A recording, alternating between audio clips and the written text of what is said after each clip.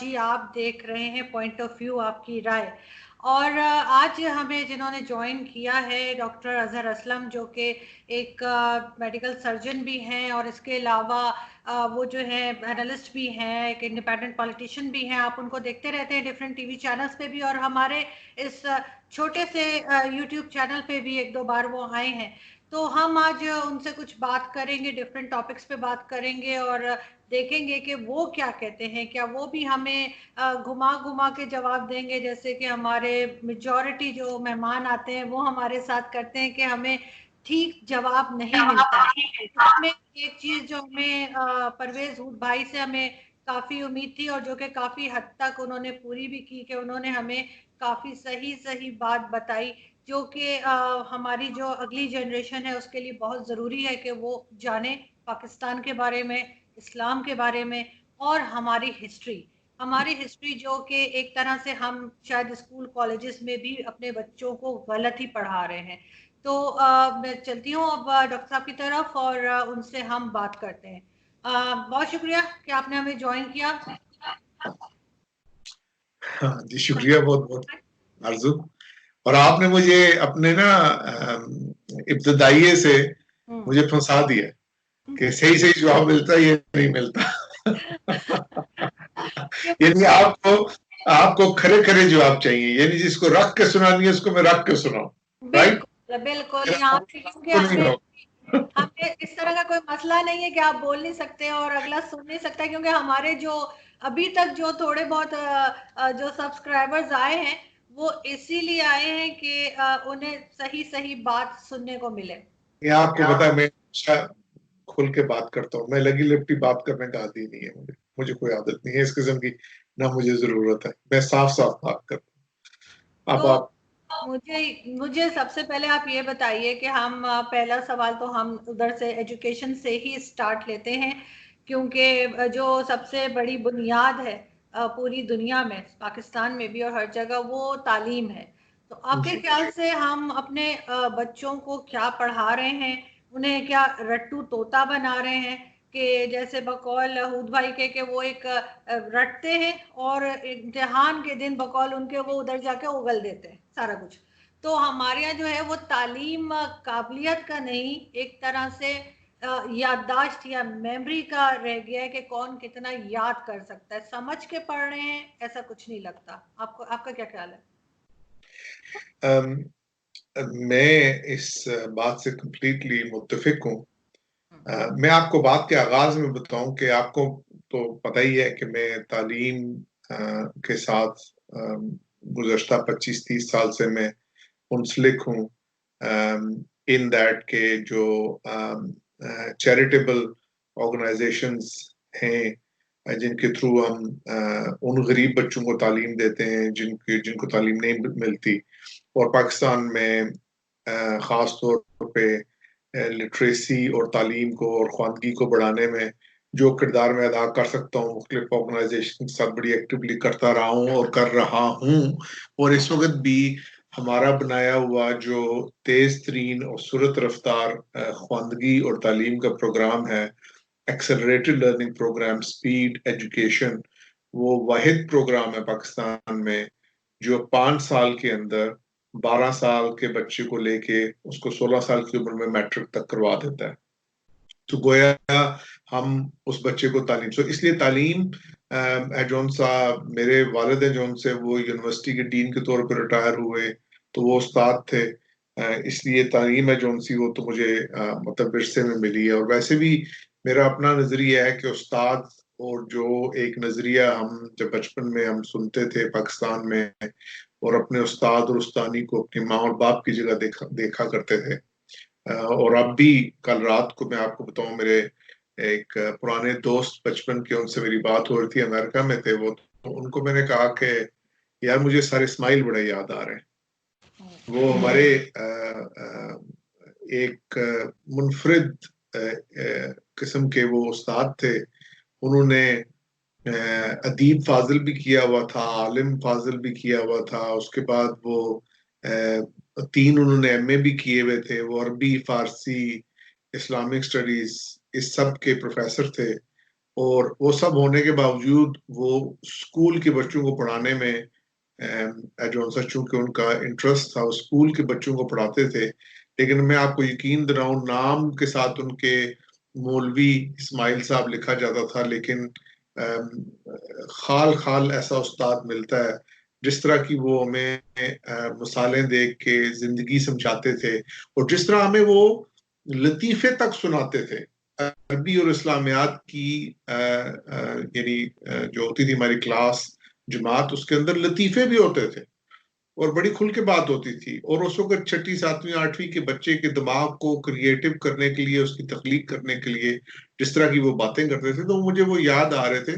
کیونکہ میرے لیے وہ استادوں کو ایک درجہ ہے جو وہ باپ ہے. کیونکہ آپ یہ دیکھیں کہ اللہ تعالیٰ نے قرآن پاک کے اندر کہا ہے کہ انسان کو جب آدم کو نکالا جنت سے، اگر آپ وہ واقعات پڑھیں تو اس کو کہا کہ جاؤ تم زمین پہ، کچھ عرصے کے لیے تم یہاں رہو گے، تمہارا یہاں پہ امتحان ہوگا، اور پھر تم واپس آؤ گے اور تم سب کو بتایا جائے گا تم کیا کرتے تھے. اور تمہاری تربیت کے لیے، تمہاری گائیڈنس کے لیے، ہدایت کے لیے وقتاً فوقتاً میں نبی اور پیغمبر بھیجتا رہوں گا، یعنی استاد بھیجتا رہوں گا. تو استاد جو ہوتا ہے وہ تو نبی اور پیغمبر کا وارث ہوتا ہے. اس کا مطلب ایک تعلیم ہے جو صاحب وہ نبی اور پیغمبر کا ورثہ ہے، اور وہ ورثہ ہے جو تعلیم خدا تعالیٰ سے ان کو ملی ہے اور وہ آگے دیتے ہیں. تو تعلیم گویا ایک خدائی مشن ہے، ڈیوائن مشن ہے. اب ہم کیا کرتے ہیں اس کا اندازہ میرے ایک دوست ہیں جو تعلیم سے منسلک ہیں، انہوں نے ایک فکرہ ایک دفعہ مجھے بولا تھا، اس کا میں آپ کو بتاتا ہوں. وہ مجھے کہنے لگے کہ ڈاکٹر صاحب، پاکستان ہے جو انسان ہے یہ کبھی ترقی نہیں کر سکتا، اس ملک پہ عذاب ہے خدا کا. میں نے کہا جی کیوں؟ آپ کیوں سمجھتے ہیں کہ اللہ تعالیٰ ناراض ہے؟ وہ کہنے لگے کہ آپ اس طرح کریں کہ آپ جی ٹی روڈ پہ چلے جائیں اور پشاور سے لے کے لاہور تک چلے جائیں صرف، اور جی ٹی روڈ کے آس پاس جتنے سکول آئیں گے ان کا آپ جائزہ لے لیں، اور اس جائزے کے بعد جب آپ دیکھیں اور آپ اندازہ لگائیں کہ ہم بحیثیت قوم اپنے بچوں کے ساتھ کیا سلوک کر رہے ہیں جو ان سکولوں، ان مدرسوں، ان اداروں میں ہوتا ہے، تو آپ کو اندازہ ہو جائے گا کہ خدا تعالیٰ کیوں ناراض ہے ہم سے اور کیوں ہم پہ عذاب ہے. کیونکہ ہم نے تعلیم کا ستیہ ناش کر دیا ہے، تعلیم کو برباد کر دیا ہے. اس کو نہ ہم نے خدائی مشن سمجھا ہے، نہ ہم نے اس کو پیغمبر کی میراث سمجھا ہے. اس کو ہم نے جاہلیت کا گھڑ بنا دیا ہے. ہم نے ساری اپنی تخلیقی سوچ کا ستیہ ناش کر دیا ہے، اس کو بند کر دیا ہے. تنقیدی فکر ہمارے ہاں ہوتی نہیں ہے. خود اعتمادی کا فقدان ہے. یعنی آپ کو یاد ہے کہ بجنگ آمد ایجونسا، اگر آپ اس کو پڑھیں، حالانکہ وہ ڈیوائیڈڈ انڈیا سے برٹش انڈیا کی بات ہے، اس میں کرنل محمد خان لکھتے ہیں کہ ہمارا طریقہ تعلیم اس وقت بھی یہی تھا کہ جب وہ انگریز افسروں کے ساتھ کمیشن کے بعد تعلیم لے رہے تھے سینڈرسٹ اکیڈمی میں، تو کہتے ہیں کہ جب ان کو کوئی سوال پوچھا جاتا تھا تو ان کو جواب آتا تھا تو وہ بولتے تھے نہیں آتا، تو ریلیکس کر کے بیٹھ کے سیٹ پہ نو کر دیتے تھے. اور ہماری یہ حالت تھی کہ ہمیں آتا تھا تو ہم ہاتھ اٹھا کے اچھلتے کودتے تھے، اور نہیں آتا تھا تو زمین میں نیچے جانے کی کوشش کرتے تھے کہ ہم سے نہ پوچھا جائے. تو وہ خود اعتمادی کا فقدان، ٹھیک ہے، انسانیت کا کوئی درس نہیں ہے، انسانیت کے بارے میں کوئی بات نہیں کی جاتی، اور ہر مضمون کے اندر جون سا مبالغہ رائی، دروغ گوئی، جھوٹ جون سا اس کی آمیزش ہے. اس کے بعد ترہ یہ ہے کہ ہم نے اس نظام تعلیم کے کئی ٹکڑے کر دیے. ہم نے ایک پرائیویٹ نیٹ ورک کے ان کے ہاتھ میں دے دیا جو اب اتنے طاقتور ہو چکے ہیں کہ ان کو پرائیویٹ مافیا کہا جائے تو بالکل ٹھیک ہوگا، جو صرف پیسے بناتے ہیں.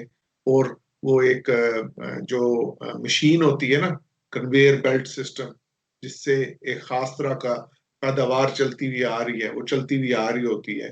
مجھے یاد ہے کہ میں اتفاق سے ایک اسلام آباد میں مشل اسکول میں بیٹھا تھا، تو ایک دو چھوٹی بچیاں آئی وہاں پہ، انہوں نے میرا خیال ہے ابھی اے لیول کیا تھا، تو وہ کرنا چاہ رہی تھی کیونکہ سب کو شوق ہوتا ہے اپنے سی وی پہ لکھوانا کہ جی ہم نے این جی او میں کام کیا ہے، چیریٹی کا کام کیا ہے، تو وہ اسکول میں کام کرنے آئی، تو وہ انگلش بالکل امریکن لہجے میں بول رہی، میں نے سمجھا شاید امریکہ سے آئی ہیں، تو وہ مجھے کہنے لگی کہ جی نہیں ہم اتنی شاید بیکن ہاؤس سے کہاں سے، مطلب لوکل کسی اسکول سے پڑھے تھے، اور لوکل اسکولوں کی حالت یہ ہے کہ وہاں اردو کسی سے بولی نہیں جاتی، اردو کسی کو سمجھ نہیں آتی، تو ہم نے اردو اور انگریزی کی تقسیم کر کے پہلے ستیہ ناش کیا۔ دنیا بھر میں اصول ہے کہ آپ کو اپنی زبان میں تعلیم دی جاتی ہے، ہمارے ہاں جو سا وہ تقسیم کی، اس تقسیم کو پھر ہم نے اپنی غلامانہ ذہنیت کے ذریعے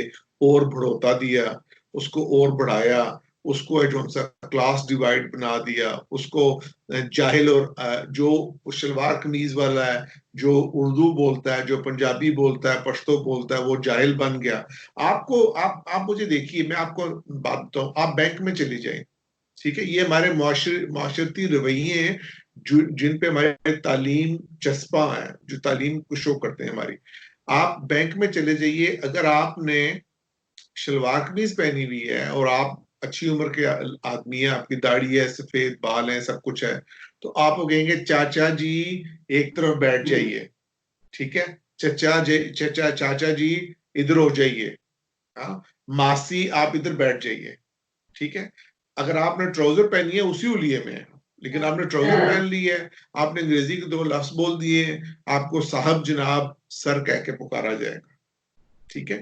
تو مطلب نہ صرف ہم نے اپنی غلامانہ ذہنیت سے تعلیم کو برباد کیا، اس کے بعد ہم نے اس کے اندر اپنی طبقاتی تقسیم کو، اپنی لنگوسٹک ڈیوائڈ کو، ایتھنک ڈیوائڈ کو شامل کیا، پھر اس میں ہم نے یہ پرائیویٹ نیٹ ورک والوں کو دے دیے جنہوں نے عجیب و غریب وہ برگر نمونے پیدا کیے ہیں، جن کو نہ اپنا ماضی پتہ ہے، نہ جن کو اپنا مستقبل پتہ ہے، کیونکہ نہ وہ ایک طرف ضم ہو سکتے ہیں، نہ وہ دوسری طرف ضم ہو سکتے ہیں، ہر کسی کو باہر جانے کی فکر رہتی ہے۔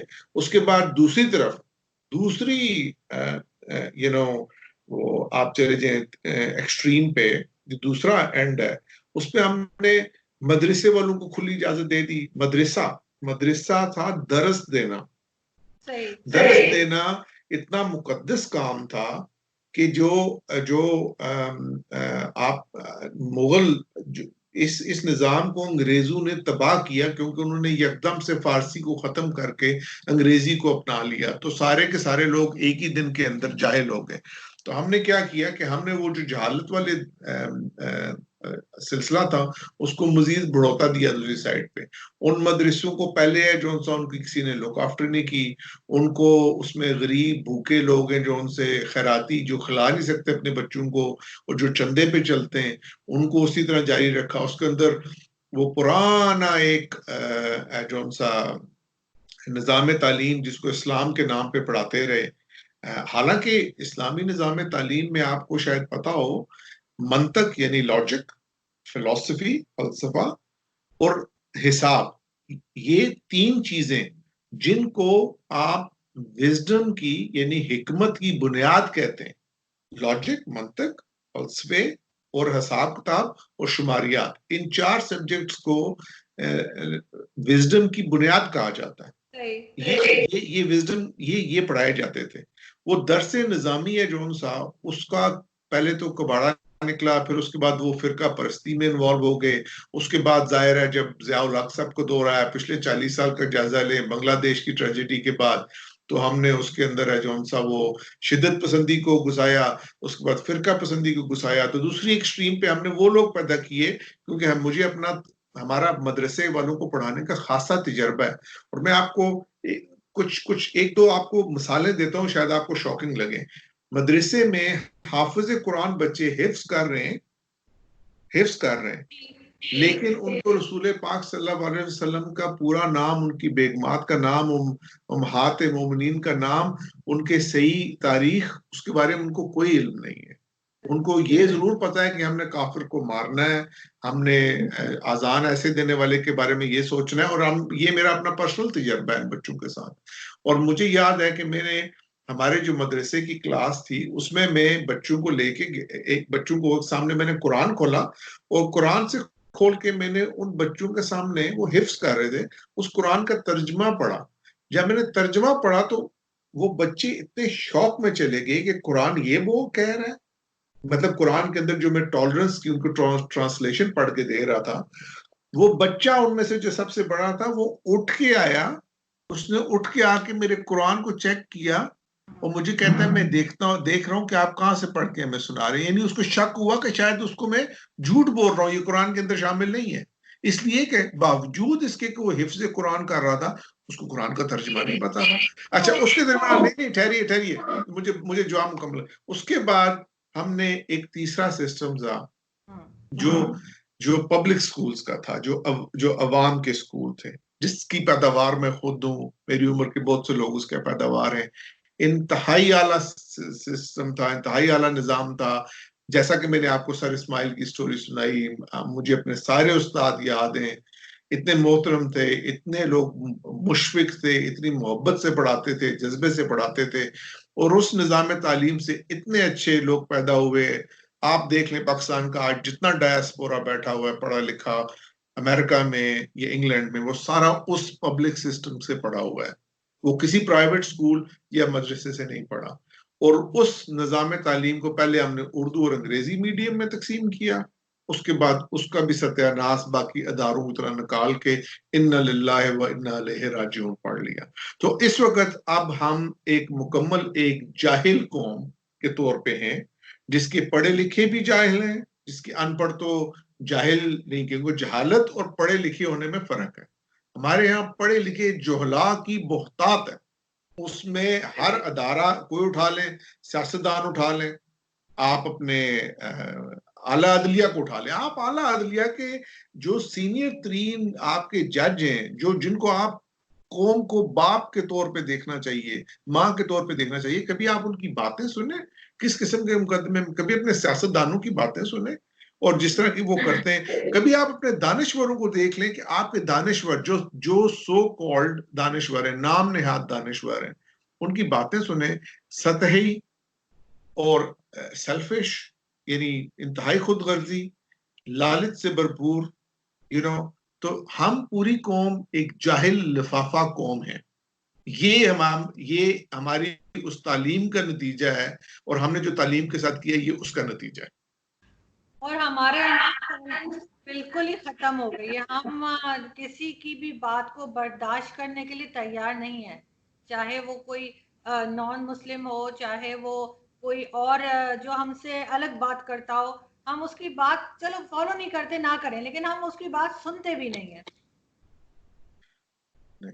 بالکل آپ درست کہہ رہی ہیں. برداشت دیکھیں نا، معاشرے کے اندر جتنی بھی معاشرتی خرابیاں ہیں ہماری، اور جو ہماری اخلاقی انحطاط ہوا ہے، مورل ڈیگریڈیشن ہے، یعنی جھوٹ بولنا، دروغ گوئی، دھوکہ دہی، فریب، بے ایمانی، یہ ساری چیزیں جو ہم کرتے ہیں، اس کے بعد ہمیں کچھ عجیب و غریب قسم کی غلط فہمی ہے.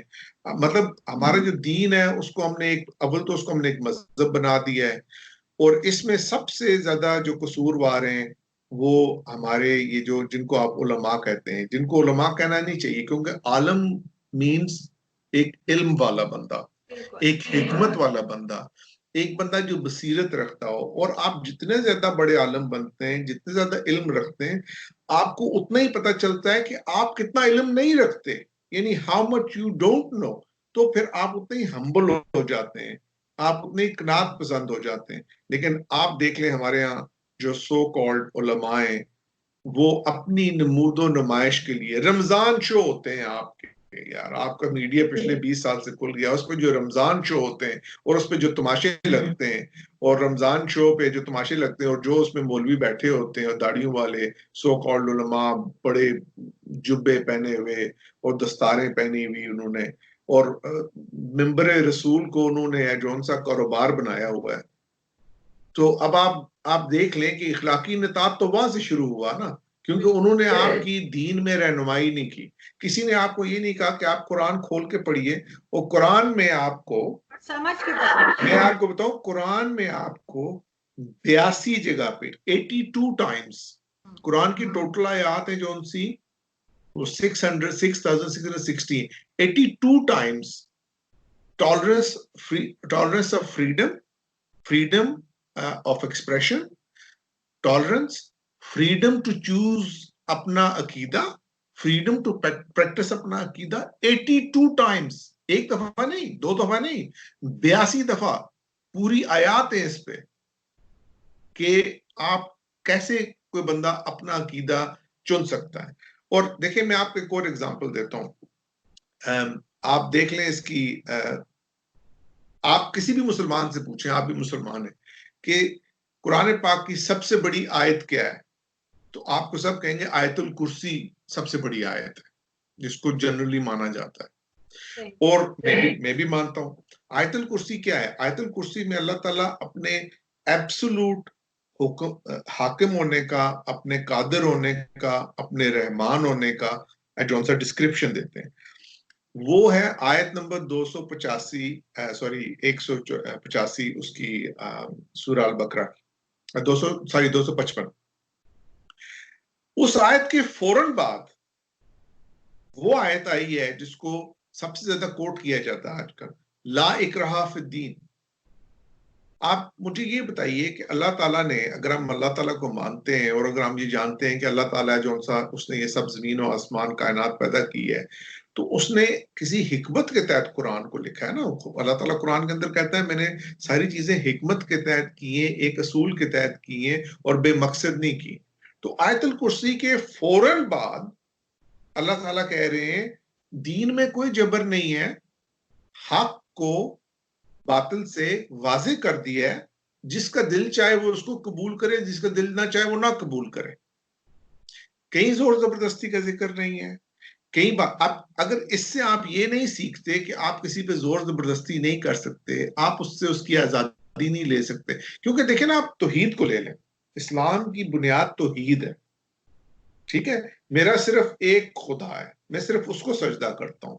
اس کا مطلب ہے کہ میں آپ کو, اپنے ماں باپ کو, اپنے باس کو, اپنے سے بڑے استاد کو, یا ایون پیغمبر کو سجدہ نہیں کروں گا میں, کیونکہ وہ میرے خدا نہیں ہے, میرا خدا صرف ایک ہے. اس کا مطلب یہ ہے کہ مجھے یہ آزادی ملی ہے اس توحید کے ساتھ منسلک, ایک آزادی ہے جو ہر انسان کو نہ صرف برابر کرتی ہے بلکہ اس کو آزاد بھی کرتی ہے, اور اس کو وہ آزادی دیتا ہے کہ وہ خود اپنی زندگی کو اس کے سامنے ہدایت دے دی گئی ہے, کیسے گزارنا چاہتا ہے, کیسے ہدایت لینا چاہتا ہے, وہ گزارنا چاہتا ہے وہ کرے.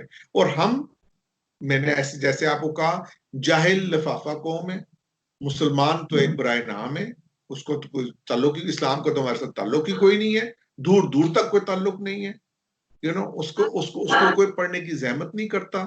اب اسلام کی تاریخ کو پڑھ کے دیکھ لیں. آپ مجھے بتائیے کہ رسول پاک کی, میں آپ کو چند واقعات ذکر کرتا ہوں جو تاریخ کے اندر موجود ہے, ٹھیک ہے. نجران کے عیسائی آئیں رسول پاک سے بحث و مباحثہ کرنے, مباہلہ کرنا, ٹھیک ہے. وہ کہاں ٹھہرے؟ وہ مسجد نبوی کے اندر ٹھہرے, رسول پاک کے مہمان کے طور پہ. اس کے بعد ان کو عزت سے رخصت کیا گیا جب انہوں نے خود انکار کر دیا مباہلہ کرنے سے. ان کو زبردستی مسلمان نہیں بنایا, ان کے ساتھ بدسلوکی نہیں ہوئی, ان کو مہمان رکھا. اچھا نہیں, ایک سیکنڈ نا, کیونکہ اسوہ حسنہ کے سب ہے نا, سب عاشق رسول پاکستان میں بیٹھے ہوئے, اس وقت ان کو عشق رسول یاد نہیں آتا جو کہ رسول کی سنت کیا تھی. اچھا, ایک آپ کو یہودی جو ان کے گھر میں رہا ایک دفعہ جو واقعہ ہے, اور وہ ہے جو سا اس کا پیٹ خراب تھا, ٹھیک ہے, اور وہ رات کو چلا گیا اور بستر خراب ہو گیا. رسول پاک صلی اللہ علیہ وسلم نے وہ بستر خود ٹھیک کیا, ٹھیک ہے. میں آپ کو ایک اور مثال دیتا ہوں کہ آپ اگر ویسے اگر ایک غیر مسلم کے طور پہ, یا ایک ایسے بندے کے طور پہ جو اسلام کو نہیں مانتا, اس کے طور پہ اگر آپ اگزامپل لیں, تو آپ دیکھیں کہ آپ اس کو کہیں گے کہ اچھا یار ٹھیک ہے, تم اسلام کو نہ مانو, محمد کوئی چیز نہیں تھے, ٹھیک ہے ہم نہیں مان لیتے, آپ کی بات مان لیتے ہیں کہ وہ پروفٹ نہیں تھے, لیکن جن لوگوں نے ان کی سیرت لکھی, جن لوگوں نے ان کے بارے میں احادیث لکھی, اگر آپ یہ بھی اس مفروضے کو بھی مان لیں کہ جی وہ گھڑی ہوئی باتیں بہت ساری, لیکن اس میں اس شخص کا کتنا اعلیٰ کردار دکھایا, یعنی جو اعلیٰ کردار تھا, جو ان کی صداقت تھی اور امانت تھی, اس کو اتنا اعلیٰ کردار کیوں دکھایا گیا؟ کیونکہ جو اسلام کی جو سپرٹ تھی, جس میں وہ جو کامل ترین انسان تھا, اس کا کردار انتہائی اعلیٰ تھا. وہ معاف کر دیتا ہے سب کو, وہ سب کی باتیں خوش ہو کے سنتا ہے, وہ مسکراتا رہتا ہے ہر بات پہ, وہ کسی سے بدلہ نہیں لیتا, وہ کسی پہ ہاتھ نہیں اٹھاتا, وہ کسی کو اف نہیں کرتا.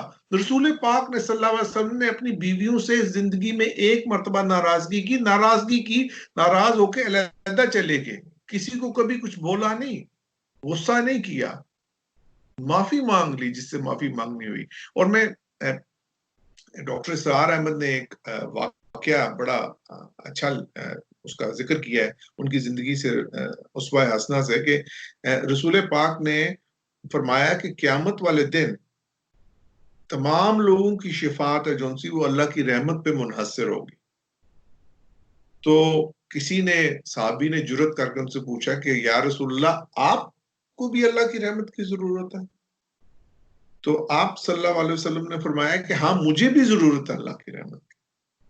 یعنی آپ اندازہ کریں کہ وہ بندہ جس کے لیے ہم کہتے ہیں کہ جو وجہ تخلیق کائنات ہے, ہم ان کو ہر طرح کا اعلیٰ رتبہ دیتے ہیں, کامل انسان مانتے ہیں, وہ بھی کہتے ہیں کہ جی مجھے رحمت خداوندی کی ضرورت ہے. مطلب وہ ان کی ہمبلنس کی آپ دیکھیں, ان کو اگر ہم مثال بنائیں.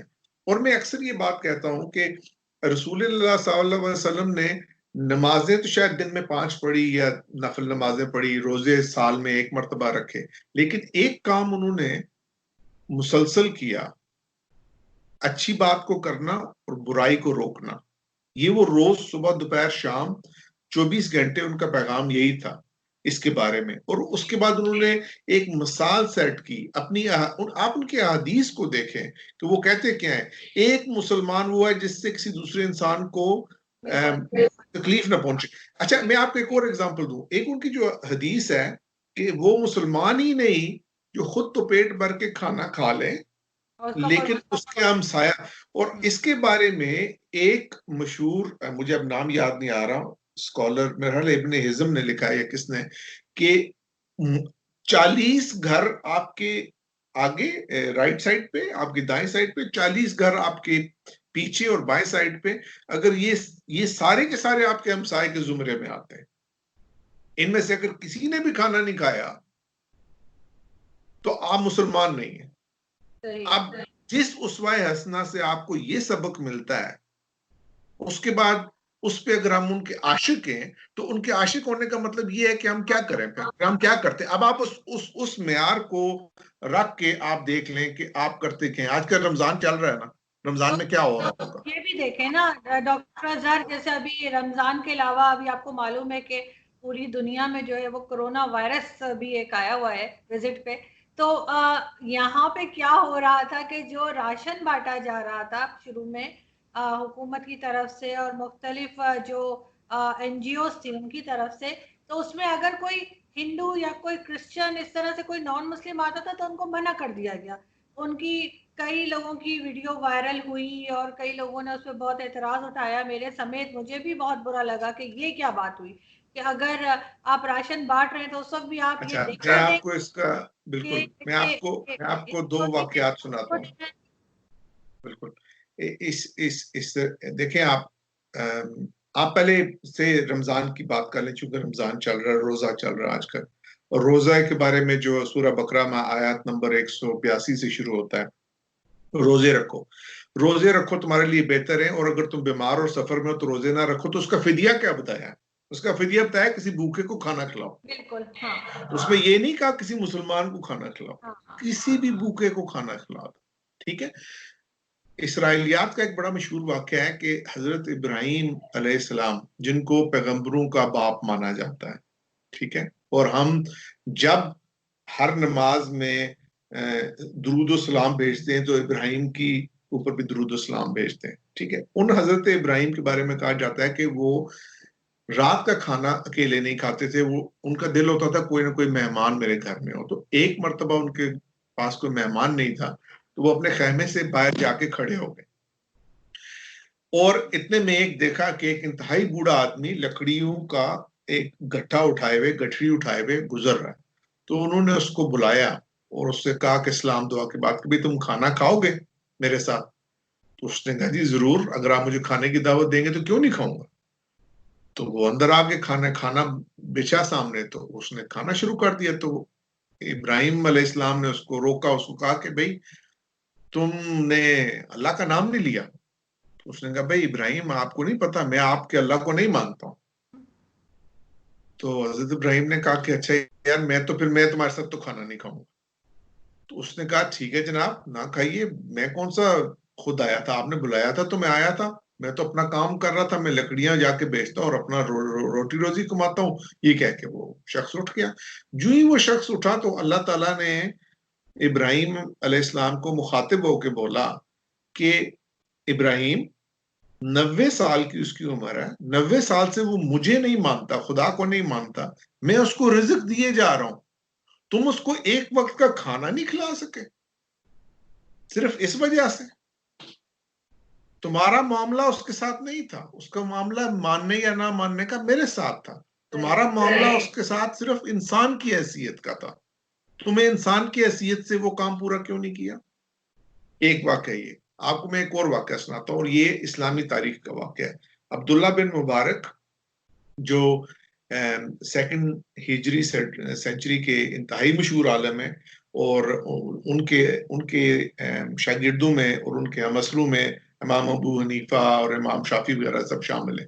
عبداللہ بن مبارک نے حج کیا اور انہوں نے خواب دیکھا کہ ایڈرون سا دو فرشتے آپس میں باتیں کر رہے ہیں اور وہ کہہ رہے ہیں کہ فرشتے کہتے ہیں، ایک فرشتہ دوسرے کہتا ہے اس مرتبہ اللہ تعالیٰ نے کسی کا حج قبول نہیں کیا. وہ کہتا ہے نہیں تمہیں نہیں پتا، انہوں نے کسی کا حج قبول نہ کرنے کا ارادہ کیا تھا، لیکن بغداد میں فلاں جگہ پہ ایک فلاں بندہ رہتا ہے، اس کی وجہ سے حج قبول ہو گیا سب کا. تو وہ اٹھے تو واقعے کا انہوں نے بڑا اثر لیا اپنے اوپر اور چونکہ انہوں نے حج بھی کیا تھا تو انہوں نے دل میں ٹھان لی کہ میں جا کے اس کو انویسٹیگیٹ کرتا ہوں، دیکھوں تو صحیح یہ میرا خواب ہے. وہ بغداد چلے گئے، بغداد میں چلے گئے، اس محلے میں چلے گئے جو اس نے فرشتے میں ذکر کیا تھا اور جا کے وہاں پوچھا بھئی اس محلے میں اس نام کا کوئی بندہ رہتا ہے؟ ان کو کہا بتایا کہ ہاں جی بالکل رہتا ہے اور یہ وہ وہاں رہتا ہے اور لوہار ہے، وہ لوہے کا کام کرتا ہے. تو وہ گئے، انہوں نے دروازہ کھٹکھٹایا، وہاں سے خاتون بزرگ نکلی تو انہوں نے ان کا نام پوچھا، انہوں نے کہا وہ گھر پہ نہیں ہے، شام کو آئیں گے، کام کے لیے گئے میں. تو ان سے کہیے گا کہ میں عبداللہ بن مبارک آیا ہوں. تو وہ شام کو دوبارہ جب گئے ان کے پاس تو وہ موجود تھے بزرگ. تو انہوں نے بزرگ سے پوچھا تو بزرگ عبداللہ بن مبارک بہت بڑے نامور اسکالر تھے، ان کو وہ جانتے تھے. انہوں نے کہا حضور آپ کیسے ہمارے گھر میں؟ انہوں نے کہا کہ آپ مجھے اجازت دیں تو میں اندر آؤں. تو انہوں نے کہا ضرور. ان کو اندر آئے، کھانے پہ بٹھایا اور وہ دونوں بزرگ میاں بیوی بیٹھ گئے اور انہوں نے ان کا دیکھا، بڑا سادہ سا چھوٹا سا گھر تھا جس میں کوئی بچے نہیں تھے، وہ دونوں بزرگ تھے. تو انہوں نے ان سے پوچھا کھانا کھانے کے بعد میں آپ کے لیے کیا کر سکتا ہوں؟ انہوں نے کہا کہ بھئی میں نے یہ خواب دیکھا ہے اور ظاہر آپ موجود ہیں تو خواب تو میرا سچا ہے، تو مجھے کوئی بتائیں آپ ایسی وجہ کہ آپ کی وجہ سے سب کا حج قبول ہوا ہو. انہوں نے کہا جی مجھے وجہ تو کچھ نہیں پتا، مجھے صرف یہ میں کہہ سکتا ہوں کہ ہم دونوں میاں بیوی بوڑھے، ہمارے بچے نہیں ہیں، ہم نے کئی سال سے سوچا ہوا تھا کہ ہم حج کریں گے کیونکہ ہم اتنے بوڑھے ہو جائیں گے کہ ہم چلنے کے قابل نہیں رہیں گے. تو ہم کافی عرصے سے تھوڑے سے پیسے اکٹھے کرتے تھے. اس سال ہمارے پاس اتنے پیسے اکٹھے ہو گئے تھے کہ ہمارے پاس حج پہ جانے کا ٹائم تھا تو ہم جا سکتے تھے، ہمارے پاس سامان میسر تھا. تو یہ حج سے کچھ عرصہ پہلے کی بات ہے کہ مجھے جو ہمارے ہمسائے میں یہودی رہتا ہے اس کی بیوی رات کو کھانا پکا رہی تھی اور بچے اس کے رو رہے ہیں، ان کو کہتے ہیں بھوک لگی ہے اور وہ روتے روتے سو گئے اور وہ خاتون کھانا پکائے جا رہی ہے. دوسرے دن بھی ایسا ہوا، تیسرے دن بھی ایسا ہوا. تو مجھے بڑا غصہ آیا، میں نے کہا یہ خاتون بچوں کے ساتھ خامخواہ زیادتی کر رہی ہے، ان کو روز کھانا نہیں دیتی اور کہتی ہے میں کھانا بنا رہی ہوں. تو میں نے جا کے اس کا گھر دروازہ نوک کیا اس کو، تو وہ خاتون نکلی. تو میں نے کہا بی بی میں آپ کا ہمسایہ ہوں، آپ مجھے جانو. کہا میں آپ کو جانتی ہوں. ان سے پوچھا بھائی کیا ہوا ہے, کیا مسئلہ ہے, یہ کیوں بچے روز رو رہے ہوتے, میں 3 دن سے سن رہا ہوں. تو خاتون رونے شروع ہو گئی. انہوں نے کہا آپ کو پتا ہے میرا خامن جون صاحب وہ کام کے لیے تاجر تھا, وہ کہیں سفر پہ گیا ہوا تھا, وہاں پہ اس کی موت واقع ہو گئی ہے, اور میں بیوہ ہو گئی ہوں, اور مجھے کچھ بھی نہیں ملا اس کے سامان میں سے. تو اب دن کو جو میرے بچے ان کو میں باہر نکال دیتی ہوں, کچھ کھا پی لیتے ہیں, رات کو میرے پاس کچھ بھی نہیں ہوتا. میں پانی چڑھا دیتی ہوں ابالنے کے لیے, اور پانی چڑھا دیتی ہوں, پانی ابلتا رہتا ہے, یہ خود ہی روتے روتے تھک کے سو جاتے ہیں. تو وہ آئے, وہ کہتے ہیں کہ مجھے انتہائی افسوس ہوا, میں نے گھر آ کے اپنی بیگم کو بتایا, اور ہم نے سوچا کہ ہم نے جتنا پیسہ اکٹھا کیا ہم حج نہیں کریں گے, بلکہ ہم یہ پیسہ ہے جون سا اس یہودی بیوہ کو دے دیں گے تاکہ وہ اپنے لیے کوئی بچوں کے لیے کاروبار شروع کرے, کچھ کام شروع کرے. اور یہ ہم نے کیا, اور اس عمل کی وجہ سے اللہ تعالیٰ نے اس سال جتنے حاجی تھے ان کا حج قبول کیا. یہ ایک اصلی واقعہ ہے اسلامی تاریخ کا.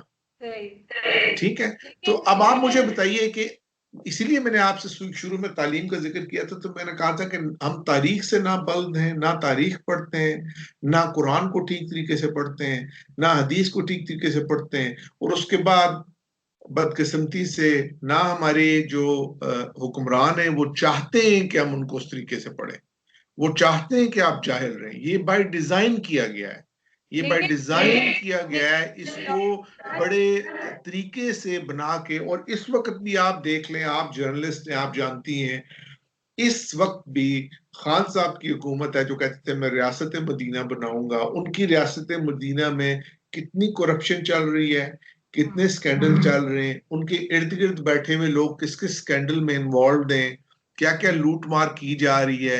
ابھی پچھلے دنوں دوائیوں کا سکینڈل آیا ہے جو انڈیا سے منگوائی جا رہی تھی. اب نیب کے قوانین بننے کے بارے میں بات ہو رہی ہے, اقبال زید احمد کے گھر میں بیٹھ کے قوانین کا مسودہ دیکھا جا رہا ہے.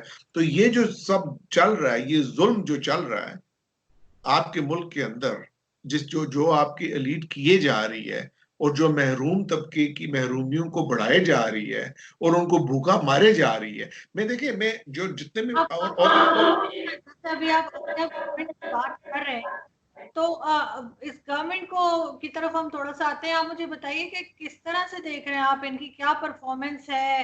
کرونا وائرس کے لیے لاک ڈاؤن ان کا جو ہے وہ ایک تماشا بن گیا ہے, کبھی لگتا ہے کہ جی لاک ڈاؤن ہے, کبھی لگتا ہے نہیں ہے, عجیب عجیب باتیں کرتے رہتے ہیں, اور کیسز بڑھتے چلے جا رہے ہیں ہمارے یہاں. آج میرے خیال 30,000 یا 31,000 ادھر تک کیسز پہنچ گئے, اور ڈے 28 یا 30 لوگ مرنا عام سی بات ہوگی ہے روز کے حساب سے.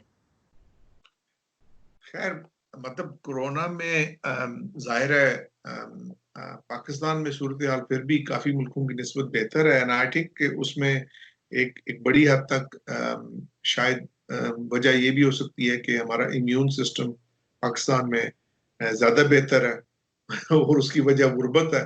غریب آدمی کا امیون سسٹم تھوڑا سا بہتر ہوتا ہے, لیکن ہے ایک بڑی خوفناک صورتحال, کیونکہ پاکستان کرونا وائرس ہے جو خاص طور پہ اگر پھیل گیا تو جو گروپس ولنریبل ہیں, جس میں موٹے لوگ آتے ہیں, اوبیسٹی پاکستان میں بہت ہے, ڈائبٹیز یعنی ذیابیطس کا جن کو مرض ہے, شوگر کا مرض ہے, وہ کرونک جو بیمار ہیں کڈنی کے, یا یہ سانس کی بیماری جن کو کرونک ہے, اسمیٹک جو ہیں سارے کے سارے. اس کے علاوہ جو میل نیورسٹ ہے, ہماری 40% آبادی تو ہماری مال نیورسٹ ہے نا, اس کے پاس تو کھانے پینے کے لیے چیز ہی ٹھیک نہیں ہے, وہ ایک وقت کا کھانا کھاتے ہیں, ان کی قوت مدافعت تو اتنی کم ہونی ہے.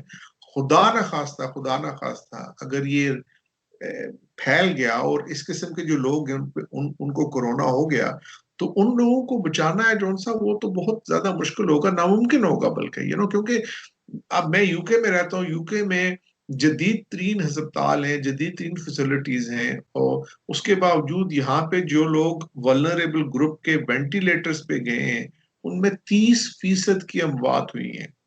یعنی 30% is an extremely high rate. تو اب آپ اندازہ کر لیں کہ اگر پاکستان میں خدا نہ خواستہ, اب آپ مثال کے طور پہ ہم لے لیتے ہیں کہ پاکستان کی 20 کروڑ آبادی ہے, 20 کروڑ آبادی میں سے اگر آپ ولنریبل گروپ کو جو وہ 15 یا 20% بھی رکھ لیں, جس میں ظاہر بزرگ لوگ بھی شامل ہوں گے, اگر ان کو رکھ لیں تو یہ 3-4 کروڑ لوگ بنیں گے. ان 3-4 کروڑ لوگوں میں سے اگر 30% کی بھی ڈیتھ ہوگی تو پاکستان میں ممکن ہے, اللہ نہ کرے کہ یہ ہو, میرے منہ میں خاک, لیکن یہ ممکن ہے کہ یہ جو اموات ہیں یہ لاکھوں کی صورت میں ہو جائیں. اس صورتحال میں کیا ہوگا پھر؟ تو یہ مطلب ظاہر ہے اس چیز کو بیلنس کرنے کی ضرورت ہے کہ اکانومی کو کیسے چلایا جائے. لیکن بھائی میرے, اب اس زمانے میں جب فیٹ منی ہے, جب امریکہ جیسا ملک ہیلی کاپٹر منی دے رہا ہے, ہیلی کاپٹر منی ہے, جب کوانٹیٹیو ایزنگ ہو رہی ہے دنیا بھر میں, پیسہ پرنٹ کر کے دیا جا رہا ہے لوگوں کو ان کی جیب میں تاکہ ان کو دیا جائے, تو پاکستان میں کیوں صرف جو آپ کی ایلیٹ حکمران طبقہ ہے وہ اپنی جیبیں بھرے جا رہا ہے, اور غریب کو پیسہ کیوں نہیں جا رہا؟ اس غریب کے پاس پیسہ کیسے جائے گا؟ کیا اس کو اسی طرح صرف احساس پروگرام میں 3,000 روپے ملتے رہیں گے؟ کیا ہم نے کوئی نئی اپنی معاشی سوچ نہیں لانی؟ کیا ہم نے کوئی ریڈیکل سلوشن نہیں لانا؟ وہ کہتے ہیں desperate times need desperate measures and these are desperate measures. اور ابھی پرسوں آئرلینڈ کے ایک سینئر اکانومسٹ نے یہ کہا ہے کہ جی جو central bank of Ireland Europe union کا جو ای یو کا حصہ ہے, ای یو کا جو پیسہ ہے وہ بینکوں میں نہیں جانا چاہیے, وہ ڈائریکٹ لوگوں کی جیب میں جانا چاہیے. اور میں آپ کو بتاؤں اس قسم کے تجربات اور اس قسم کی چیزیں جو ان سی ایک سے زیادہ مرتبہ تاریخ میں ہو چکی ہیں. جاپان کی ریکنسٹرکشن کو پڑھ لیں 1940 کے بعد, تو واؤچر سسٹم جاپان اس وقت اور 1990s کی ڈیپ ریسیشن میں بھی استعمال کر چکا ہے. یعنی واؤچر سسٹم سے مراد یہ ہے کہ آپ حکومت پاکستان ایک روپے کی طرز کا ایک واؤچر بنائے گا اور اس کو ایک لمیٹڈ ٹائم کے لیے کہ یہ 1 ماہ کے اندر اندر آپ اس کو استعمال کریں, اور 1 ماہ کے اندر اندر آپ اس کو استعمال کر کے اپنے لیے کھانا پینا خرید کر سکتے ہیں, اور جو واؤچر ہے جون سا اس کے against state bank of Pakistan اس بندے کو پیسے دے دے گا. آپ ایک سرٹن طبقے کی پروٹیکشن کے لیے اس قسم کے میجرز, میں تو ایک عام انسانوں میں تو مجھے تو معیشت بھی نہیں آتی, میں تو پڑھی بھی نہیں ہے معیشت, میں تو آپ کو سمپل تاریخ کی وہ باتیں بتا رہا ہوں, وہ معاشی سلوشن بتا رہا ہوں جو دنیا میں کیے جا رہے ہیں. تو وہ کر کے ہم وہ کیوں نہیں کر رہے؟ ہم کوئی کام ہے جون سا اس میں کوئی ریڈی, ہاں البتہ ہم یہ ضرور کریں گے کہ ہم جون سا کوئی بڑا سا ایک کانٹریکٹ ہوگا, وہ کانٹریکٹ کسی وزیر یا اس کے چاہنے والے کو یا اس کے جاننے والے کو مل جائے گا, اور اس سے کھلا پیسہ جو آئے گا جو قرضے میں لیا ہوگا وہ آئے گا اور وہ جون سا استعمال ہوگا. اب آپ مجھے دیکھ لیجئے پاکستان دنیا بھر میں پیٹرول کی بیرل کی پرائس ہے جون سی وہ کتنی کم ہے, یعنی وہ تقریباً پیٹرول 8 بیرل اور ڈیزل 16 بیرل پہ بک رہا ہے, اور پاکستان میں اس کی قیمت ہے جون سی وہ 7-8 روپے 10 روپے 12 روپے 15 روپے سے زیادہ نہیں ہونی چاہیے, اور پیٹرول بیرل کی, تو وہ پیسہ کدھر جا رہا ہے, وہ کس طرف جا رہا ہے؟ آپ کا سرکولر ڈیٹ, آپ ہر دفعہ پیسہ پرنٹ کرتے ہیں سرکولر ڈیٹ میں دیتے ہیں, وہ دوبارہ, اور دیکھیں حکومت سٹیٹ سے طاقتور کوئی نہیں ہوتا اگر سٹیٹ کرنا چاہے. آئی پی پیز کی کیسے ہمت ہو سکتی ہے کہ وہ سٹیٹ کو انکار کریں کہ ہم تمہیں بجلی نہیں دیں گے؟ آئی پی پیز کو اپنایا جا سکتا ہے, ان سب لوگوں کو بند کر کے ان کو کک آؤٹ کیا جا سکتا ہے, لیکن کیوں نہیں کیا جائے گا؟ کیونکہ جو آئی پی پیز کے مالک ہیں, جو ان کے حصہ دار ہیں, وہ سارے کے سارے حکومت میں بیٹھے ہوئے, یعنی بل واسطہ یا بلا واسطہ ڈائریکٹلی یا انڈائریکٹلی وہ کنٹرول کرتے ہیں ان چیزوں کو. تو اور نقصان کیا ہے پاکستان میں اس وقت؟ صرف 2 طرح کے لوگ ہیں, جیسے میں نے پہلے کہا کہ ایک تو ہم سارے کے سارے انفارچونیٹلی جاہل لفافہ قوم ہے, دوسرا ہم سارے کے سارے جو ان سے وہ جہالت کی مزید پستی میں گرتے جا رہے ہیں, اور من حیث القوم اپنے آپ کو بہتر کرنے کے لیے کوئی توجہ نہیں دی جا رہی ہے, اور لالچ اور خود غرضی اور مفاد پرستی ہے جو ان سی اس کی انتہا ہے. لیکن جہاں تک یہ معاملہ ہے, 2 طرح کے لوگ ہیں, ایک چھوٹا سا طبقہ ہے 2 سے 5% جس کے پاس پاکستان کی 80 سے 85% کی دولت ہے, اور باقی تقریباً 90-95% ہے جس کے پاس تھوڑا سا ہوا ہے, اور اس میں سے 40% تو تقریباً غربت کی لائن سے نیچے رہتے ہیں, جو بالکل بھوکے ننگے.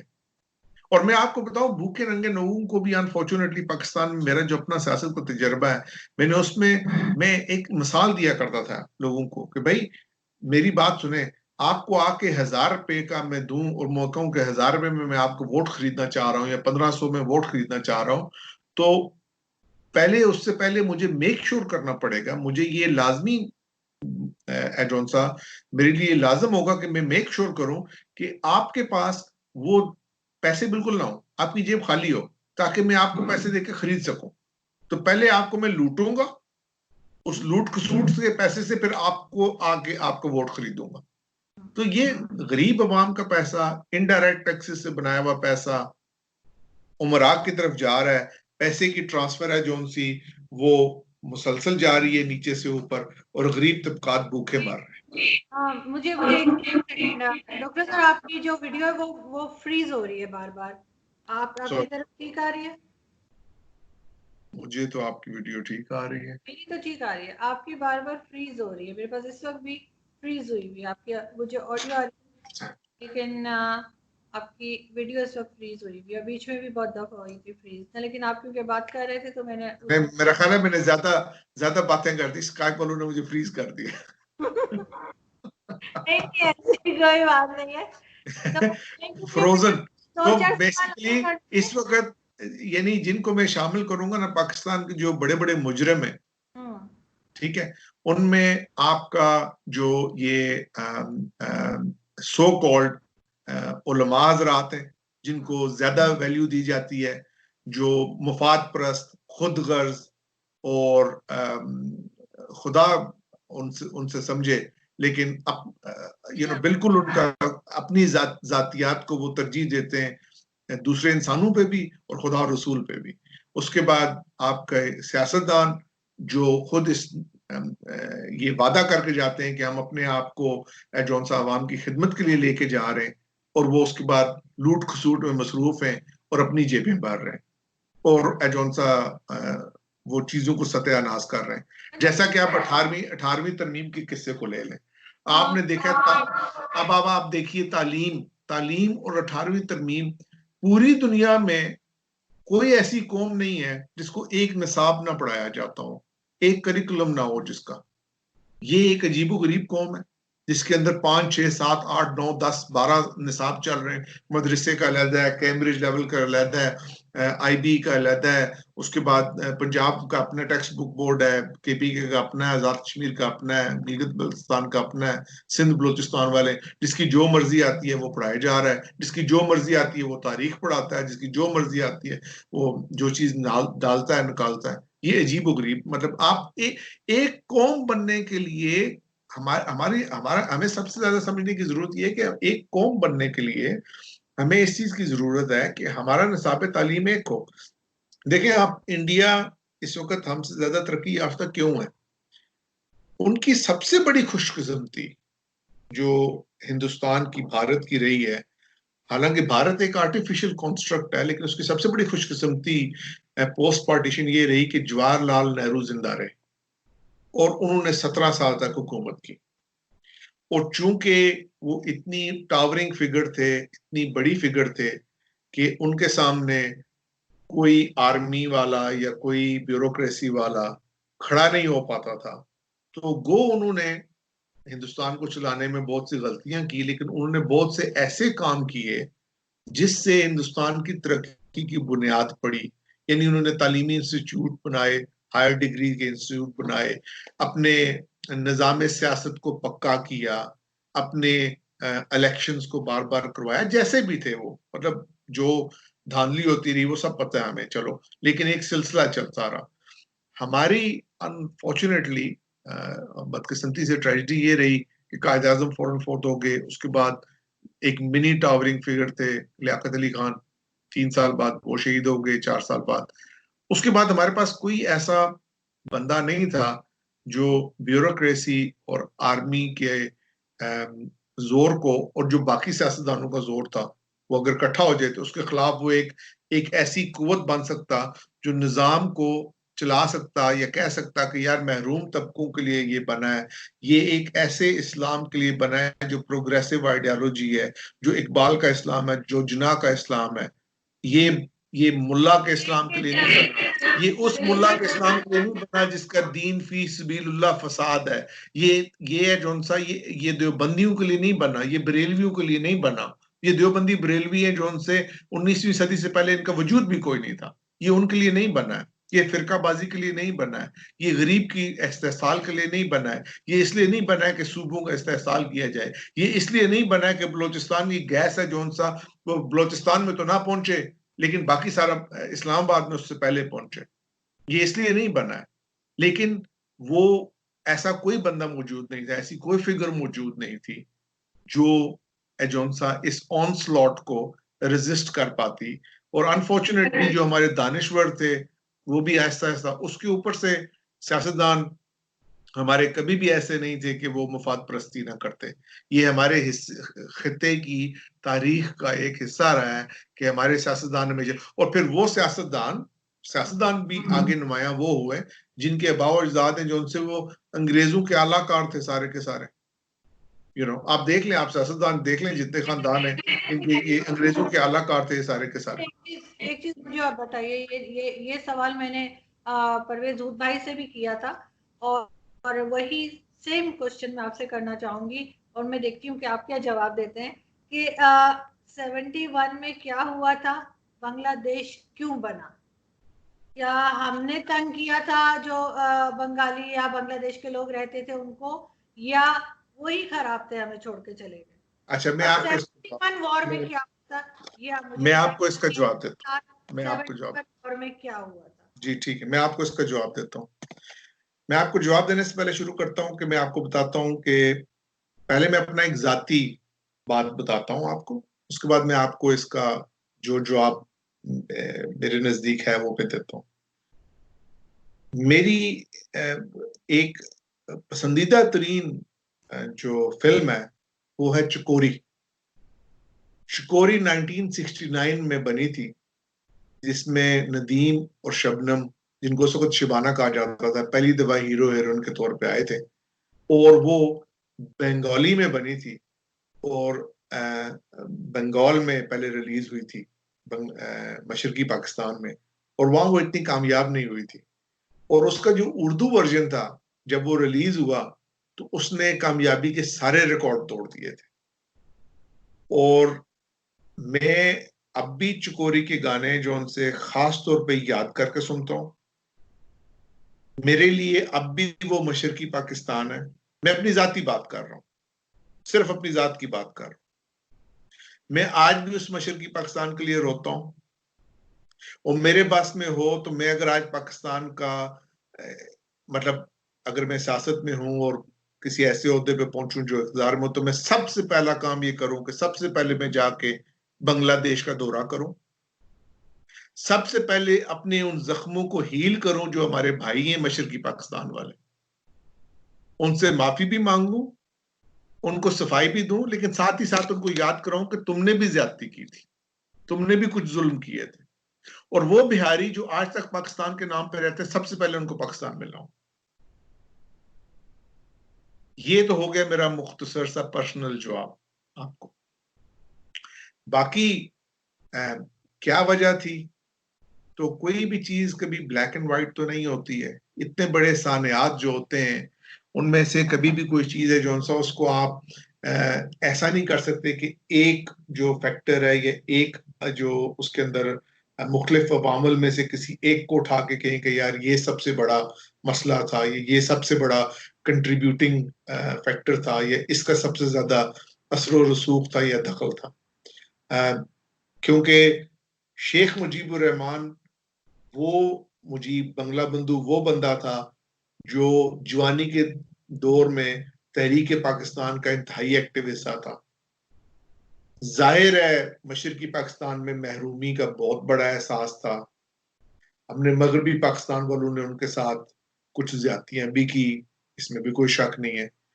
اور اس میں بھی کوئی شک نہیں ہے کہ وہاں کے جو لوکل فیکٹرز تھے, عوامل تھے, جس میں ہندو مسلمان, ان کا ایک اپنا امتزاج تھا, ایک اپنا مزاج تھا, اس کا بھی ایک رول تھا.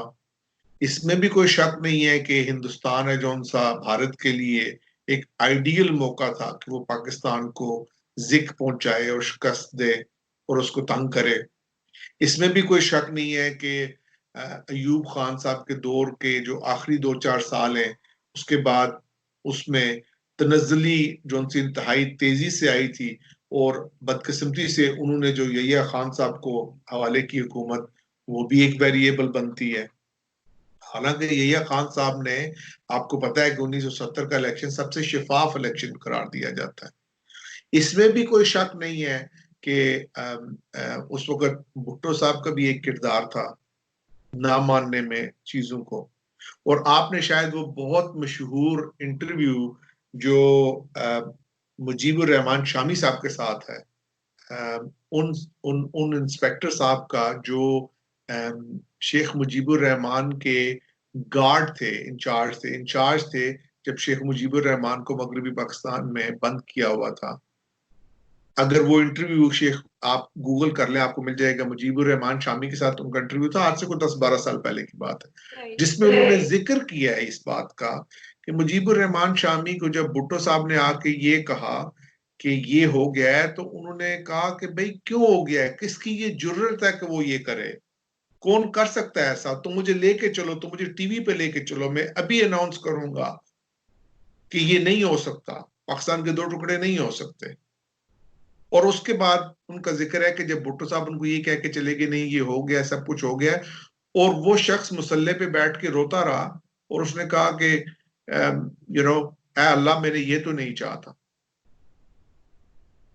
تو اس میں ہیں عوامل ہیں بہت سے, اور لیکن کچھ جون سا تاریخی حقائق بھی ہیں. اور آپ کو پتا ہے, آپ forgetting the name, I think Farzana شیخ نام ہے ان کا, نہیں سوری, انڈین آتھر ہے, میرے پاس ان کی بک ہے, جنہوں نے یہ انڈین پاکستان کی اس بنگلہ دیش کے بننے پہ بڑی ڈیٹیل سٹڈی کی ہے اور یہ پروو کیا ہے کہ یہ پاکستان کی آرمی پہ جو الزامات لگائے گئے تھے ان میں سے بہت سے الزامات درست نہیں تھے. اول تو 90,000 قیدی کا جو قصہ ہے وہ درست نہیں تھا. پاکستان کی آرمی ہے جو سی میں 1.5-2 ڈویژن پہ تھی مشتمل. میرے ایک انتہائی عزیز, میرے ابو کے کلوزسٹ بیسٹ فرینڈ جو میرے چچا کی طرح تھے, وہ اس میں قید ہوئے تھے اور قید میں ان کا انتقال ہو گیا تھا. اس لیے میرا اپنا ایک جذباتی لگاؤ بھی ہے اس لحاظ سے بھی ان کے اس مسئلے کے ساتھ. اور یہ بھی کہ جو قتل و غارت کا سین کھینچے گئے اور جو بنائے گئے اس طرح کے نہیں تھے جس طرح کے ہوئے. اور دوسری بات یہ ہے کہ جب ریسنٹلی مودی سرکار میں جا کے حسینہ واجد ساتھ کھڑے ہو کے اعزاز لیا اور کھل کے بولا کہ ہم نے جو سا پاکستان کے 2 ٹکڑے کیے, تو پھر اس میں شک کی کیا گنجائش رہ جاتی ہے. لیکن اس چیز میں تو کوئی شک نہیں ہے کہ ذمہ دار ہم خود ہیں. باہر سے آ کے کوئی بندہ آپ پہ اسی وقت حملہ آور ہو کے کامیاب ہو سکتا ہے جب آپ نے اپنے گھر کے اندر خود نفاق پیدا کیا ہوا ہو, جب آپ نے اپنے ساتھ خود زیادتیاں کی ہوں, آپ نے خود ایسے ظلم ڈائے ہوں اپنے گھر والوں کے ساتھ کہ آپ کے گھر والے آپ سے متنفر ہو جائیں. اگر آپ وہ کریں گے تو اس سے ظاہر ہے باہر سے آ کے جو آپ کو نقصان پہنچانے والا اس کے لیے اس کا کام تو آسان ہو جائے گا. وہ تو نقب لگانے کے لیے آیا ہے, اس کا نقبہ آسان ہو جائے گا, کیونکہ اس وجہ سے کہ آپ کے اپنے اندر شکست و ریخت کا ایک عمل جاری ہے, آپ کے اپنے اندر ایک ٹوٹ پھوٹ جاری ہے. تو ہم الٹیمیٹلی تو ہم پاکستانی خود ذمہ دار ہیں اس کے. آپ اس کو رائٹ سے لے لیں, لیفٹ سے لے لیں, اس میں سیاستدان بھی ہیں, اس میں بیوروکریٹس بھی ہیں, اس میں آرمی والے بھی ہیں, اس میں, اور میں پاکستان سے مراد میری صرف مغربی پاکستانی نہیں ہے, مشرقی پاکستانی بھی ہیں. مغربی اور مشرقی دونوں پاکستانی ہیں جو ان سے دونوں شامل ہیں اس کے اندر, جو جس کی وجہ سے یہ رستے جدا ہوئے. لیکن یہ صرف رستے جدا ہوئے, میں ایسے کہ بول رہا ہوں کہ ہمیں نہیں, ہمیں سبق سیکھنا چاہیے اس سے. ہم نے کبھی کسی کیونکہ ہم جاہل لفافہ قوم ہیں, خودغرض, مفاد پرست. ڈاکٹر اظہر ایک مجھے, میں آپ سے, کیونکہ ہم نے ابھی جیسے آپ بھی جانتے ہیں کہ ہم نے اس کو ایک سیریز کی طرح لے کے چلنا ہے, کیونکہ ایک شو میں یہ ممکن نہیں ہے کہ ہم سارے ٹاپکس ڈسکس کر پائیں.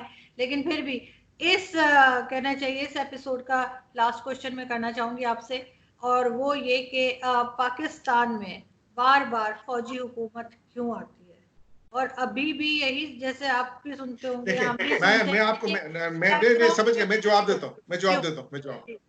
دیتا ہوں دیکھیں آپ مجھے بتائیے،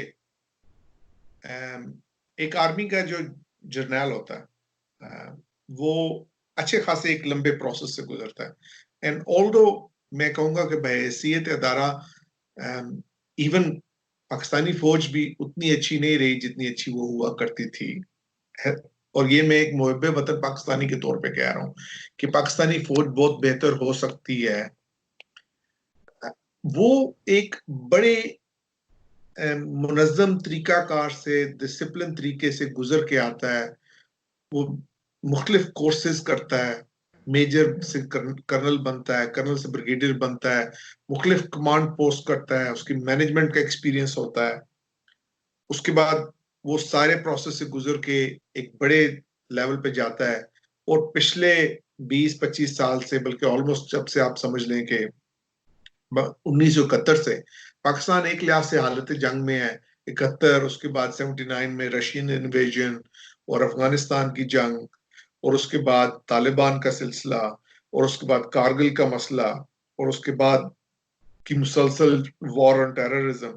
تو 1971 سے لے کے ابھی تک 19+20 49 سال 50 ایئرز ایک لحاظ سے پاکستان ہے جون سا وہ کسی نہ کسی طرح وار فرنٹ میں انوالوڈ ہے. تو اس میں اس کے جو اوپر کے لیول کے جنرلز ہیں، وہ ظاہر ہے ان کی ٹریننگ ہوتی ہے، ان کی پڑھائی لکھائی ہوتی ہے، کچھ پڑھتے لکھتے ہیں، میجر جنرل بنتے ہیں، کمانڈ پہ جاتے ہیں، ایکشن کمانڈ پوسٹ پہ وہ ایکشن لیتے ہیں، ایس او پیز بیٹھ کے لکھتے ہیں، وار کورسز کرتے ہیں، باہر کے لوگوں سے جا کے ملتے ہیں. اور کسی حد تک میں یہ نہیں کہہ رہا ہوں کہ بہت ہی اعلیٰ ہوتے ہیں سب کے سب، کیونکہ انفارچونیٹلی میں نے ایسے بھی بہت سے جرنیل دیکھیں جو انتہائی خود غرض اور انتہائی مفاد پرست ہیں، اور ان کو اپنے بچے کی تعلیم یا بیٹی کی شادی یا بیٹے کی برسڈی سے آگے کچھ کار نظر ہی نہیں آتا. لیکن بہرحال وہ اس کے اس لمبے عمل سے گزرنے کے بعد وہ chief of the army staff بنتے ہیں. میرا جواب ہو سکتا ہے بہت سے لوگوں کو پسند نہ آئے. اب وہ chief of the army staff Pakistan دنیا کی 5ویں 6ٹھی 7ویں 8ویں بڑی فورس ہے، اور جیسا کہ وہ چودھری فواد حسین جو واقعہ سناتے ہوتے ہیں جنرل آصف نواز کا، کہ وہ جب ان سے کسی نے کہا کہ آپ تو ان کے بندے ہیں، تو انہوں نے کہا تھا کہ جو بندہ وہ جیلم کے رہنے والے تھے پٹواری میں، کہ جڑا بندہ چیچی انگلی دے نال 6 لاکھ بندے نو گھما دے نا، وہ کسے دا نہیں ہوتا، وہ اپنا ہی ہوتا صرف، something like that. تو وہ بندہ ایجون سا you expect him to salute who؟ آپ بتائیں کس کو سلوٹ کرے؟ راجہ پرویز اشرف کو کرے، رضا گیلانی کو کرے، نواز شریف کو کرے، شاید خاقان عباسی کو کرے، عمران خان کو کرے، جو سارے کے سارے جب وہ نیچے تھے تو ان کے پاس جایا کرتے تھے ملنے، ان کے محتاجی تھے. یہ سارے سیاستدان جو ان کے محتاجی تھے، ان کو وہ سلوٹ کرے؟ آپ مجھے بتائیں وہ جرنیل کیا فیل کرتا ہوگا؟ آپ کو پتا نا نواز شریف صاحب نے ڈاکٹر شاہد مسعود کو انٹرویو دیتے ہوئے کیا کہا تھا کہ یہ ٹوپی نہیں پہنتے تاکہ ان کو سلوٹ نہ کرنا پڑے. وزیر اعظم یہ بات نوٹ کرتے ہیں. یعنی وزیر اعظم کے طور پہ نواز شریف کی خواہش تھی کہ آرمی چیف مجھے سلوٹ کرے. مطلب دیکھیں خواہش، دیکھیں کیا تھی، کتنی بڑی خواہش تھی بھائی کہ آرمی چیف مجھے سلوٹ کرے.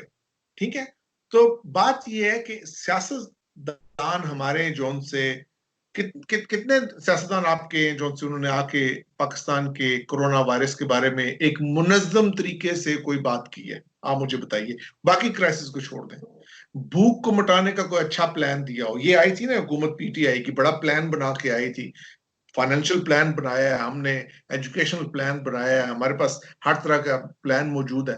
کیا مارکا مارا انہوں نے؟ آئی ایم ایف سے ڈبل لون لیا، روز کا قرضہ ہے جون سا جو روز کے روز پیسے پرنٹ ہو رہے ہیں، اور جو قرضہ لیا جا رہا ہے وہ نواز شریف حکومت سے بھی ڈبل لیا جا رہا ہے. یہ پلان تھا ان کا. تو بات یہ ہے کہ بھائی عزت کمانے کے لیے پہلے آپ اپنا درجہ بلند کرتے ہیں، آپ اپنے درجے کو، آپ اپنی تعلیم، اپنی عقل، اپنی دانش کو اس لیول پہ لے آئیں کہ کسی فوجی کی جرت نہ ہو کہ وہ آپ کے سامنے ہے جو سا آنکھ اٹھا سکے، کیونکہ اس کو پتا ہو کہ وہ باقی جو اس کے نیچے chief of the army staff کے نیچے جو فوج ہے، وہ فوج آپ کی عزت کرتی ہے. آپ ایک آنےسٹ آدمی ہیں، آپ کے پاناما کے کیس نہیں ہے، آپ کے لنڈن میں پیسے نہیں ہیں، آپ کا سر محل نہیں ہے، آپ کے اوپر یہ الزامات نہیں ہے کہ آپ کی محبوبہ جون سی وہ پیسے ڈالر چھپا کے دبئی لے کے جاتی ہے، آپ کے پاس ایان علی نہیں ہے، آپ ایک انتہائی اعلیٰ کردار کے انسان ہیں، آپ ان کے محتاج نہیں ہیں. وہ اقبال کا ایک شعر ہے نا کہ وہ جس میں محتاجی آج ہے وہ کیسری کیا ہے، جو عمران خان صاحب پہ فٹ آتا ہے آج کل، کہ ان کے پرائم منسٹرشپ کا ان کو کیا فائدہ ہوا جس میں یہ اتنے محتاج اور بے اختیار ہیں، یہ ایٹ لیسٹ لگتے ہیں. تو بات یہ کہ آپ دیکھیں ایک ہوتی ہے مورل اتھارٹی، ٹھیک ہے، اخلاقی اتھارٹی، ٹھیک ہے، ایک ہوتی ہے قانونی اتھارٹی، اور ایک ہوتی ہے نیکڈ پاور کی سٹرگل، جس کو ننگی حکومت طاقت کا ننگی طاقت ہے جون سی. کیونکہ اللہ تعالیٰ نے جب انسان کو بھیجا، میں پھر قرآن کو ریفر کروں گا، وہاں سے ہم نے شروع کیا تھا آدم کے قصے سے، تو کہا جاؤ زمین پہ، تم میں سے باز کے دشمن ہوں گے اور تمہارا امتحان لیا جائے گا. ٹھیک ہے، تو یہ جو پاور کی سٹرگل ہے، یہ تو وہ ہے کہ جس میں باپ اپنے بیٹوں کو مروا دیتے ہیں، بیٹے اپنے باپوں کو مروا دیتے ہیں، بھائی کو سولی پہ چڑھا دیتے ہیں، خاندانوں کو مار دیتے ہیں. اس نیکڈ پاور سٹرگل میں اگر آپ سمجھتے ہیں کہ ایک کمزور سا ملک جس کے ادارے انتہائی کمزور ہیں، اس کے اندر سڈنلی یعنی باقی ساری قوم اخلاقی نطاق زیرو مائنس میں ہو، لوٹ کھسوٹ میں آپ مائنس اور زیرو پہ ہو، لیکن مورل اتھارٹی آپ اتنی چاہتے ہیں کہ chief of the army staff آپ کو سلوٹ کرے اور آرمی ٹیک اوور نہ کرے. یہ نہیں ہو سکتا بھائی. آپ اپنی اخلاقی اتھارٹی پیدا کریں، آپ اپنی اخلاقی محتاجی ختم کریں، آپ عوام کا سرچشمہ بناتے ہیں طاقت کا، تو اس عوام کا خیال رکھیں، ان کو تعلیم یافتہ بنائیں، ان کی بھوک اور ننگ کو ختم کریں، ان کو خود اعتمادی دیں، اس کو اچھے خود اعتماد 21ویں صدی کے انسان بنائیں جو دنیا کی صف میں کہیں بھی کھڑے ہو سکیں. جب وہ لوگ آپ کے ساتھ ہوں گے تو وہی لوگ بیوروکریسی میں جائیں گے، وہی لوگ فوج میں جائیں گے، وہی لوگ اس سیاستدان کی عزت بھی کریں گے، کیونکہ وہ دیکھیں گے کہ یہ سیاستدان ہے جو یہ معمار وطن ہے، یہ وطن کو کنسٹرکٹ کر رہا ہے، یہ ملک کی خاطر اپنی جان لڑا رہا ہے، اپنے خون پسینہ بہا رہا ہے. یہ نہیں کر رہا کہ جا کے لنڈن میں بیٹھ گیا اور مزے کر رہا ہے اور پھر آ رہا ہے اور وہاں کی سڑکوں پہ تو دھکے کھا رہا ہے، لیکن جب آتا ہے یہاں پہ تو یہاں پہ ہے جون سا وہ کیا کہتے ہیں، وہ پاکستان میں جو لگا دیتے ہیں ٹریفک کو روکنے کے لیے روٹ لگواتے ہیں. تو جب تک وہ سلسلہ رہے گا نا، جب تک آپ معمار وطن نہیں بنیں گے، جب تک آپ اپنے اندر اتنی اخلاقی برتری نہیں لائیں گے، اس وقت تک یہ اس کا اصلی جواب ہے جو میں آپ کو بنیاد بتا رہا ہوں جس کی بیس پہ فوجی حکومت آتی ہے. اور آپ کو لگ رہا ہے کہ عمران خان صاحب کے آگے پیچھے دائیں بائیں سب فرشتے کھڑے ہوئے ہیں؟ یہ تو آپ کو پتا ہوگا، آپ کے شہر کے پاس ہی ہے. آپ بھی دیکھتے ہیں، آپ کو بھی اندازہ ہے، آپ نہیں بول رہے وہ الگ بات ہے، لیکن نہیں ایک سیکنڈ میں تو پہلے کھل کے تنقید کر چکا ہوں، کھل کے کہہ چکا ہوں. عمران خان صاحب خود بھی جون صاحب وہ محتاجی ہے ان کی، بے اختیار سے لگتے ہیں، اور ارد گرد جو ان کے لوگ ہیں ان کو ایکسپلائٹ کر رہے ہیں. میں یہ ساری باتیں آپ پروگرام میں پہلے کہہ چکا ہوں، دوبارہ ان کو کیا ریپیٹ کروں. صحیح بالکل ٹھیک. تو یہاں پہ میں آپ کا شکریہ ادا کرنا چاہوں گی، اور ہم امید کرتے ہیں کہ جلدی ہم اس کا نیکسٹ ایپیسوڈ بھی بنائیں گے، کیونکہ بہت سارے سوال ابھی رہتے ہیں، بہت سارے ٹیڑھے سوال رہتے ہیں جس کا ہمیں ٹیڑھا ہی جواب چاہیے، سیدھا جواب سننے کی ہمیں عادت نہیں ہے. اور کیونکہ یوٹیوب میں ہم کوشش کر رہے ہیں کہ ہم اس طرح کی بات اپنی نئی جنریشن تک پہنچائیں جو انہوں نے نہیں سنی، کیونکہ اسکولز میں بھی جھوٹ بولا جا رہا ہوتا ہے، ہسٹری بھی غلط پڑھائی جا رہی ہوتی ہے، چاہے وہ اسلام کی تعلیم ہو چاہے ہماری ہسٹری ہو، ہم غلط ہی پڑھا رہے ہیں. تو بہت شکریہ، تھینک یو سو مچ کہ آپ نے ٹائم دیا. ہم انشاءاللہ دوبارہ بہت شکریہ انوائٹ کرنے کا. Thank you. اپنا خیال رکھیے بہت. اللہ آپ کو بہت خوش رکھے اور صحت مند رکھے. Thank you so much. आप भी आइंदा हमें ज्वाइन किएगा और अपना बहुत ख्याल रखिए।